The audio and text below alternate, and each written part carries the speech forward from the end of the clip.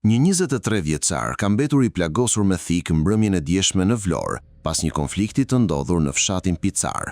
I riu, me inicialet GJT, është paraqitur rreth orës 20:40 në Spitalin Rajonal të Vlorës, ku po merr ndihmën e nevojshme mjekësore nën kujdesin e mjekëve.